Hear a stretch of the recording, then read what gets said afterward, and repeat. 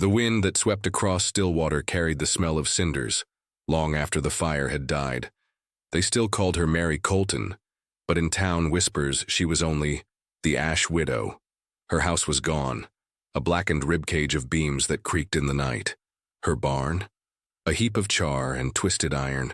Even her land, once striped with rows of wheat, now lay under a skin of soot. When she walked through town, people looked away, as though loss were a disease one could catch by meeting her eyes. The truth was crueler. Mary had nothing left.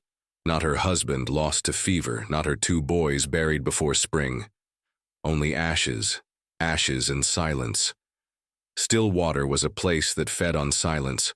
Folks minded their own, turned shoulders at suffering, and filled their mouths with words only after the worst had already passed. So no one asked what Mary would do now. No one asked how she slept in a shack of half-burnt timber, or how she fed herself with soil that still smoked when it rained. But fate has a way of stepping into the quiet, even when no one asks. It began with a sound, hooves, slow, heavy, and steady, rolling across the ridge one morning like a drumbeat of inevitability.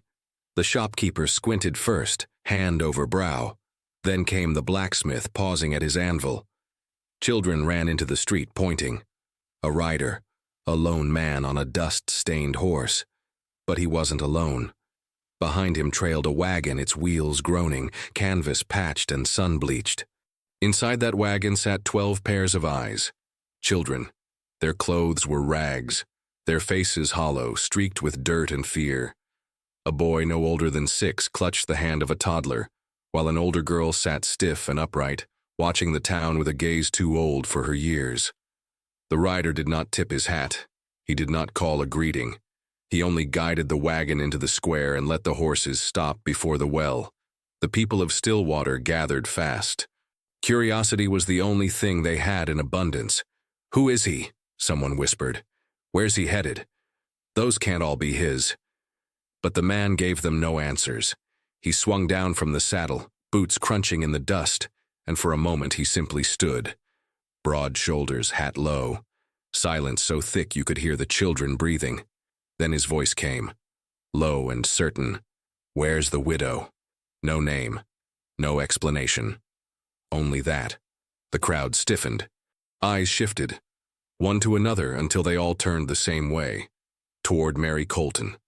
Her heart slammed once in her chest, the way it had when the barn roof caved, when the fever took her last son. She froze at the edge of the crowd, her dress ash-stained, her hands trembling. The stranger's gaze found her. He tipped his hat once. "These children need a home," he said. "And I heard tell you've got ashes enough to start one." The square fell into silence, the kind that felt like the earth itself holding its breath. And that was how it began. The day a widow with nothing but ashes met a stranger carrying 12 children, and Stillwater would never be the same. The farm had once been a picture of life. Rows of wheat stretching golden toward the horizon, a barn that smelled of hay and horses, and a porch where Mary Colton would sit at dusk, her husband's hand wrapped around hers while their 2 boys tumbled in the yard. That was before fever came, before fire followed, before the earth itself seemed to conspire to strip her of everything. Now, it was ruins. The barn had collapsed into a black mound, its beams jutting out like broken ribs. The farmhouse stood half-burned, its roof caved in, windows shattered, walls leaning at odd angles. Even the soil looked wounded, streaked with gray and littered with bits of charred wood that the wind refused to bury. The air still carried the smell of smoke, though the fire had burned out months ago. Mary lived in what was left, a single room patched from salvage, more shack than home. She cooked what she could over a small hearth, though there was little to cook. Potatoes gone soft, stale bread from the charity of neighbors who gave with one hand and whispered with the other. They called her the Ash Widow. Not to her face, never to her face, but she heard it when she walked through town, gathering flour or hauling water. Children whispered it with cruel giggles, mothers scolded them but never too harshly, and men muttered it when she passed, like her name itself was a reminder of loss they did not want to see. Mary had stopped answering to her name long before. She moved through her days quietly, mechanically. Each morning she swept what little porch remained, though the wind always carried ash back by evening. She kept her husband's coat hung by the door, though it smelled only of dust now. She tended the graves of her boys with a devotion that broke her knees, pulling weeds from the soil though no flowers grew. The town of Stillwater offered little kindness. Folks believed in hard work and survival, but grief made people uneasy. It reminded them of how quickly life could be stolen. And Mary Colton was nothing but grief wrapped in a woman's body. Some nights she thought of leaving, taking the last of her strength and walking west, past the ridge, past the rivers, into a horizon that owed her nothing. But each time she tried, her husband's voice seemed to hold her back, a memory more stubborn than hope. So she stayed. Among the ashes, among the whispers, among the ruins of what used to be a family. And yet, though she did not know it, those ashes were not the end of her story. They were only the ground waiting for something else to grow. Fate does not knock politely, it rides. And one morning hooves would carry a stranger into Stillwater, a man with silence in his eyes, and 12 children in tow. When that day came, the Ash Widow's world of ruins would become the soil of something unthinkable. A beginning. The town of Stillwater was slow to wake, but word always traveled faster than the morning sun. By the time the first hammer rang from the blacksmith's forge, whispers had already begun. A rider's coming down the ridge. Shopkeepers shaded their eyes, children ran barefoot into the street, and mothers pulled them close again, uncertain of what dust carried with it. In a place where every stranger was a question, one man on horseback was enough to stop the day. He came steady, not rushing, not swaggering, just steady. A tall figure hunched slightly under a broad-brimmed hat, coat dark with trail dust, horse ribs showing the miles they'd crossed together. The sound of his approach wasn't just hoofbeats, it was the groan of a wagon dragged behind. And that wagon carried a sight that made Stillwater's chatter choke into silence. 12 children. Some sat slumped against the boards, eyes closed, too tired to notice the stairs. Others clung to each other, small hands knotted tight. The oldest girl, maybe 14, sat upright, her jaw set, her arm curled around 2 little ones who leaned against her like roots to a tree. Their clothes were torn, faces smudged with dirt, their silence louder than the creak of the wheels. When the stranger reached the well in the center of town, he pulled the reins and let the horses stop on their own. He didn't call out, didn't introduce himself. He just sat there a moment, dust curling around him, eyes hidden beneath the brim of his hat.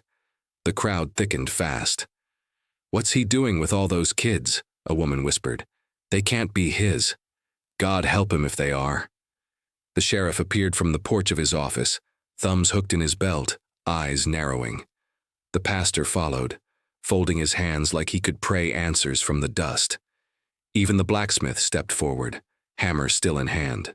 The stranger finally dismounted. His boots struck dirt with a weight that carried further than words. He walked slowly to the wagon, lifted one of the children down, a boy no older than 5, eyes too hollow for his age. The man set him gently on his feet, then rested a calloused hand on the boy's shoulder. When he spoke, his voice was low, rough from miles of silence. "Where's the widow?" The townsfolk exchanged uneasy glances. Which widow? There were several, but only one carried a name whispered often enough to be a legend of loss. All eyes shifted, toward the edge of the crowd, toward Mary Colton, the Ash Widow. She stood frozen, her dress still gray with soot, her face pale as the morning sky. The stranger's gaze found hers, steady, unreadable. He tipped his hat once, a gesture not of courtesy, but of recognition. "These children need a home," he said, "and I heard tell you've got ashes enough to start one." The words fell like stones into water, rippling through the square. No one spoke, no one moved. The rider had brought more than children into Stillwater. He had brought a choice. The stranger's words still hung in the air, heavy as the dust that refused to settle. "These children need a home, and I heard tell you've got ashes enough to start one." No one in Stillwater had ever heard anything like it. A widow with nothing, asked to carry everything. The sheriff barked the first laugh, short and sharp. "She can't feed herself, stranger. You'd saddle her with 12 more?" His voice carried the cruelty of a man who'd never known hunger. The shopkeeper shook his head and stepped forward, eyes squinting like he was doing sums in the air. "You got flour? You got coin?" Even if she wanted them, she couldn't keep him alive 2 weeks. The pastor folded his hands, lowering his gaze as if the ground could swallow the problem whole. "The Lord sets burdens we can bear, son. This is more than one soul can carry." One by one, the townsfolk added their weight to the doubt. Whispers sharpened, turning into reasons, reasons turning into excuses. But Mary Colton did not move. Her eyes drifted from the stranger's face to the children in the wagon. A boy leaned against the rail, his lips cracked, eyes half closed. A girl clutched a little sister in her lap, rocking slightly, though no lullaby crossed her lips. Another child sat with hands folded too neatly, as if still waiting for instruction from a mother who would never return. Mary's chest tightened. For a moment she saw her own boys in their faces, the same gaunt cheeks, the same fragile will to live. She remembered pulling quilts over them when fever made their skin burn, remembered holding them when the coughing wouldn't stop. She remembered losing them anyway. The townsfolk kept talking, their voices buzzing like flies around a wound. "Give them to the orphanage down in Clay Rock. Let the railroad take them, there's always need for boys. Ain't our burden, ain't hers either." Mary finally stepped forward. The crowd fell quiet. Her shoes crunched the dust, each step slow but certain. She stopped before the wagon, close enough to smell the trail still clinging to the children's clothes. Their eyes lifted toward her, wary, desperate, hopeful all at once. Mary didn't speak. Not yet. The stranger watched her with the patience of stone. He gave no sign, offered no smile, only waited. At last, Mary reached for the rail of the wagon. Her fingers, scarred and rough, touched the splintered wood. "I have nothing," she whispered, her voice barely carrying but cutting through the silence. "Nothing but what's left of me." She looked at the children, then at the stranger. "But maybe that's more than they've been given." Gasps rippled through the crowd. The sheriff scoffed. The shopkeeper muttered. But the children straightened ever so slightly, like saplings bracing against wind. The stranger tipped his hat, a flicker of respect crossing his eyes. The question of burdens had been asked. Mary had given her answer. Stillwater would never be able to pretend silence again. The silence in Stillwater lasted only a breath. Then the town broke into voices, sharp as stones tumbling downhill. The sheriff spat in the dust and barked, "Enough of this foolishness. 12 children. And her? She can't even keep chickens alive on that ash heap." His hand hovered over his belt, not near his gun, but near the key ring that jingled with false authority. The shopkeeper was next, waving his ledger like scripture. "I won't be giving credit to a house full of beggars. If you take them in, widow, you pay in coin, not pity. Stillwater doesn't run on charity." Even the pastor, face pale, hands folded at his chest, murmured softly, "Mary, grief clouds judgment. The Lord does not hand us burdens he does not mean us to carry, but sometimes what looks like calling is only temptation." One by one the voices joined. The tailor, the innkeeper, the men leaning against the saloon rail. They all had words, but every word was the same. "Not our problem." The stranger stood unmoved, hands at his sides, the weight of his silence heavier than any of their arguments. The children in the wagon shrank back from the noise, small shoulders curling inward, eyes dropping to the boards. Mary Colton did not. She kept her gaze fixed on the little ones, on the boy who still held the toddler's hand, on the girl whose chin lifted, daring the town to look away. Ash had stolen her home, fever her family, but not her ability to see. And what she saw now was a town failing children who had no one else. "I will take them," she said, louder this time, voice steady as she gripped the wagon rail. The crowd froze. For a heartbeat, disbelief hung in the air. Then came laughter, bitter, short, cruel. The sheriff shook his head and muttered, "Then you'll starve with them." The shopkeeper sneered, Don't come to me when your pantry's empty." Even the pastor bowed his head and stepped back. One by one, Stillwater turned its face away. Men returned to their posts. Women tugged children inside. Doors slammed. Dust settled on silence, but it was a silence of refusal, of a community washing its hands of what it would not face. Mary felt the sting, sharper than the fire that had taken her farm. But when she looked at the children, she knew her choice. She turned to the stranger, who stood like a pillar carved from the land itself. "If you'll help me bring them," she said, her voice carrying just far enough for the sheriff to hear, "then we'll walk back together." The stranger tipped his hat once, then reached up, lifting a boy from the wagon and settling him gently in Mary's arms. The child clung to her neck, small fingers curling into the fabric of her dress. Stillwater's eyes slid away, pretending not to see. But the truth had already been planted. While the town turned its back, a widow and a stranger had chosen to face the burden alone. And burdens, once shouldered, have a way of becoming something else. The path back to Mary Colton's farm was lined with silence. Not the silence of peace, but the silence of a town that had washed its hands clean. Doors closed as the wagon rolled past. Curtains shifted, eyes peeking out only long enough to turn away again. The stranger drove, his jaw set, reins steady in his hands. Mary walked beside the wagon, one child clinging to her skirt, another cradled in her arms. The others huddled together, whispering so faintly that even the wind carried their voices away. When they reached the farm, the children looked at what remained and said nothing. The house stood half-burned, the barn a heap of bones against the horizon. The ground was still gray in patches, as though the fire had only just left. Mary braced herself for tears, for fear, for the kind of silence children carry when they know the world has betrayed them. But instead, a small boy slipped from the wagon and began picking through the ashes. He found a nail, bent but strong, and held it up as if it were treasure. Another child found a board, half-charred but solid. Soon little hands were moving, lifting, carrying. The stranger said nothing, only moved with them. He hauled beams aside, set planks straight, hammered boards into place. His silence was not absence. It was steadiness. Mary rolled up her sleeves. She found her husband's old spade, its handle blackened but still whole, and began to carve rows into the earth.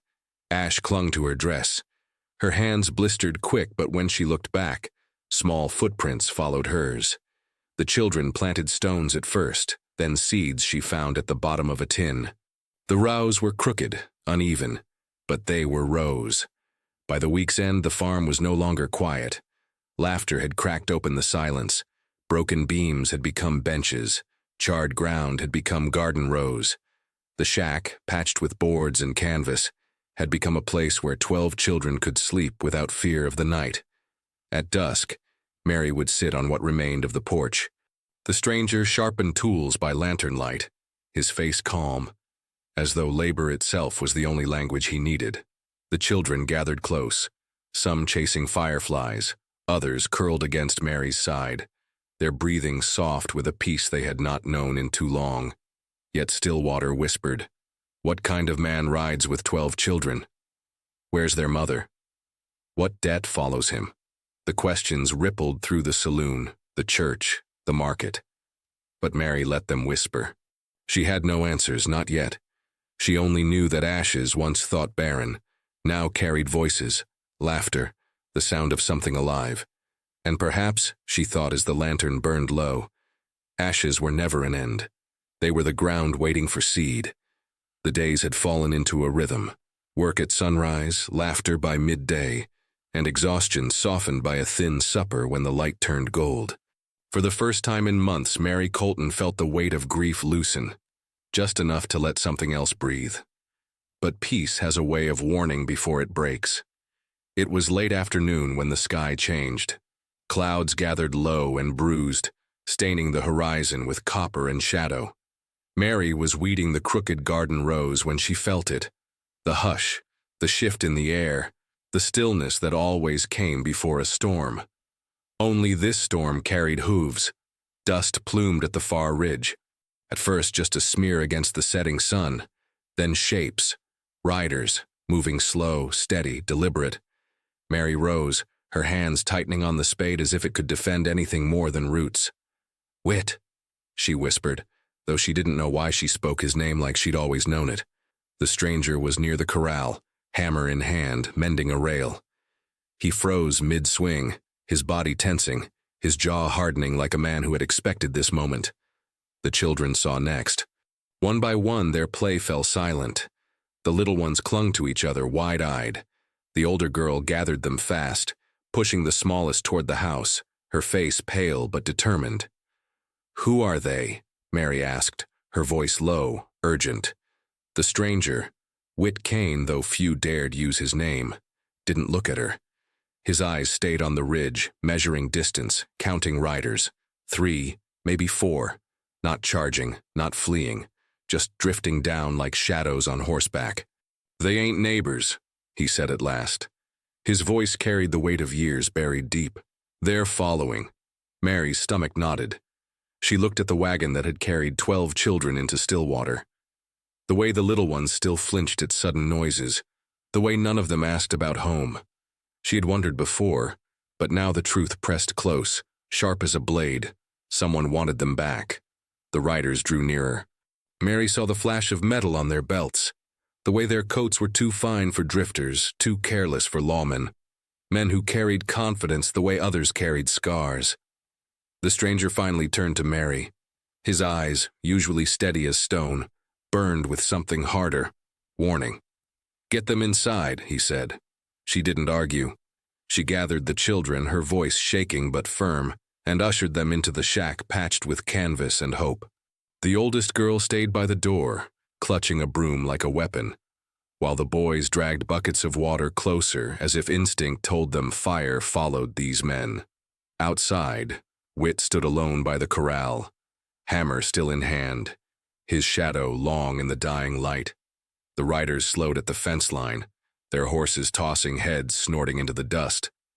No one spoke, not yet, but Mary felt it in her bones. Dusk had brought more than riders. It had brought the past to their doorstep, and it would not leave without taking something. The last of the sun bled out behind the ridge, leaving the land painted in bruised purple and ash gray. The riders had stopped at the edge of the Colton place, their silhouettes sharp against the fading light. They didn't dismount, they didn't call out, they simply watched. Mary Colton stood at the window, the children huddled around her legs. The oldest girl kept the broom clutched in her hands like a spear, her jaw tight. The boys whispered, asking if these men were outlaws, if they'd set fire again. Mary didn't answer. She couldn't. Outside, Whit Kane stood alone by the corral, the hammer still hanging loosely in his hand. He looked like a man carved from the earth itself, unyielding, unmoving, waiting for the storm to declare itself. At last, one of the riders nudged his horse forward. The leather of the saddle creaked, spurs chimed faintly, and his voice cut through the dusk like a blade. "You've got something that ain't yours." The words settled heavy on the air. Behind him, the other riders shifted in their saddles, hands brushing the butts of revolvers. Whit didn't move. His hat shadowed his eyes, but his voice came low, steady. "They're children. Don't belong to any man." A ripple of laughter rose from the horses. Not the kind born of humor, but of cruelty too familiar with itself. The leader leaned forward, resting his elbow on the horn of his saddle. "Everything out here belongs to someone, land, cattle, even folk who wander too far without papers." He spit in the dirt. "Those 12 young'uns belong to Crow Company, and Crow don't like debts walking off in wagons." Mary's blood ran cold. She had heard the name whispered before, even in Stillwater. Men who turned hardship into contracts, men who carved ownership into flesh. She pressed the children back from the window, her hands trembling. Whit finally lifted his head, just enough for the firelight from the shack to catch his eyes. Calm, unflinching. "Crow Company don't own them anymore." The rider's smile thinned. He nodded to his men, and 2 lanterns swung down from their saddles, glowing like twin predators in the dark. The horses shifted, restless, hooves churning the dust near the gate. Mary's heart hammered. She wanted to scream, to beg, to bargain. But Whit's stillness kept her rooted. He hadn't drawn his gun. He hadn't stepped back. He simply stood at the gate, as if his presence alone could bar them from crossing. The leader clicked his tongue, and his horse pawed the earth. "We'll be back come morning," he said. "Best have 'em ready. Crow pays better for obedience than for corpses." With that, the riders pulled their reins, turning back toward the ridge. The lanterns bobbed away, their glow fading into the night, leaving only the sound of hooves and the echo of threat. Mary exhaled shakily, realizing she'd been holding her breath. The children clung to her skirts, whispering in fear. Whit finally lowered the hammer, resting it against the fence rail. He didn't look at her, didn't look at the house. His eyes stayed on the ridge where the riders had vanished, as if waiting for them to return. And in the silence that followed, Mary understood. The real storm hadn't passed. It was only waiting at the gate. The first light of dawn stretched thin across the ridge, washing the land in pale silver. The sound came before the sight. Hooves, steady and sure, rolling closer with every heartbeat. Mary Colton stood at the window, the broom still clutched in her hands like a weapon. Behind her, the children huddled in silence. Their faces were pale, eyes wide, breath shallow. Even the littlest ones seemed to understand. This morning was not like the others. Outside, Whit Kane stepped down from the porch. He moved slow, deliberate, his boots crunching against the frost-bitten ground. He carried no rifle slung across his shoulder, no pistol drawn at his side. Only the hammer, blackened from years of work, hung loosely from his hand. The riders appeared at the gate, 4 this time. Their horses snorted, breath pluming white in the cold air. Lantern light glinted off gunmetal at their belts. The leader nudged his horse forward, the same man who had spoken the night before. "You had time to think," he called, his voice carrying easy across the distance. "Crow don't make offers twice." Whit didn't answer. He only stood, hat brim shadowing his eyes, shoulders squared against the morning. The man sneered. "Hand 'em over. Children don't belong to widows and drifters. They belong to men who can pay their debts. You know that as well as I do." From inside, Mary felt heat rise in her chest. Her hand shook as she tightened her grip on the broom, but her voice, when it came, surprised even her. She opened the window just enough to be heard. "They are not for sale." The riders laughed, cruel and sharp. One spat in the dirt. Another leaned in his saddle and muttered, "Crow'll burn this place same as the last. Let her pick through ashes again." Mary flinched at the word, at the memory it carried, but Whit's voice broke through, steady and low. "Try it," he said. The leader's smile thinned. He raised a hand, and 2 riders began to circle, their horses kicking dust near the corral. The children whimpered. Mary pulled them back from the window, her heart thundering in her ears. Whit moved then. He strode to the gate, set the hammer across the top rail, and leaned both hands on the wood. "You think paper gives you claim," he said, his voice carrying across the morning stillness. "But no seal, no ink, no brand decides who these children belong to. Not here, not today." The leader's jaw tightened. His hand drifted near his revolver. For a moment, the air itself seemed to hold its breath. Then a voice rose behind Whit, fragile but clear. The oldest of the children had stepped outside, her small figure framed by the shack's doorway. She clutched the toddler's hand and said, loud enough for all to hear, "We belong here." The words cut sharper than any weapon.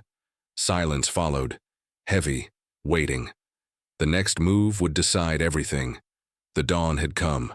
Reckoning stood at the gate. The silence at the Colton farm was sharp enough to cut. The riders waited, their hands near their pistols, their eyes fixed on Whit Kane. Behind him, the children pressed against Mary, her arms stretched wide like wings that could shield them all. Then, faint at first, another sound carried on the cold morning air. Wagon wheels, boots crunching, voices.